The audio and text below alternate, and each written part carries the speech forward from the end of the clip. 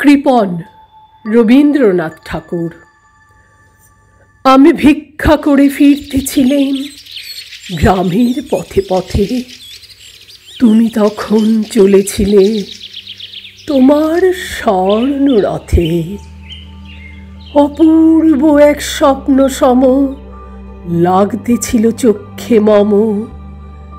কি বিচিত্র শোভা তোমার, কি বিচিত্র সাজ। আমি মনে ভাবতেছিলেম এ কোন মহারাজ। আজই শুভক্ষণে রাত পোহালো, ভেবেছিলেম তবে আজ আমারে দাঁড়ে দাঁড়ে ফিরতে নাহি হবে। বাহির হতে নাহি হতে কাহার দেখা পেলেম পথে। চলিতে রথ ধনধান্য ছড়াবে দুই ধারে। মুঠা মুঠা কুড়িয়ে নেব নেব ভাড়ে ভাড়ে। দেখি সহসা রথ থেমে গেল আমার কাছে এসে। আমার মুখ পানে চেয়ে নামলে তুমি হেসে। দেখে মুখের প্রসন্নতা জুড়িয়ে গেল সকল ব্যথা।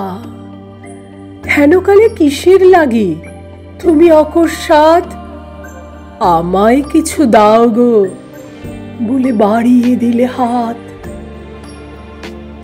মরি এ কি কথা রাজাধিরাজ, আমায় দাও গো কিছু। শুনে ক্ষণকালের তরে রইনু মাথা নিচু। তোমার কি বা অভাব আছে ভিখারি ভিক্ষুকের কাছে? এ কেবল কৌতুকের বশে আমায় প্রবঞ্চনা। ঝুলি হাতে তুলে দিলেম একটি ছোট কণা।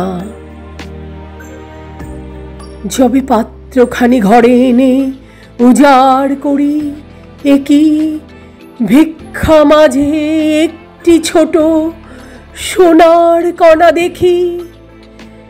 দিলেন যা রাজ ভিখারি রে, স্বর্ণ হয়ে এলো ফিরে। তখন কাঁদি চোখের জলে দুটি নয়ন ভরে।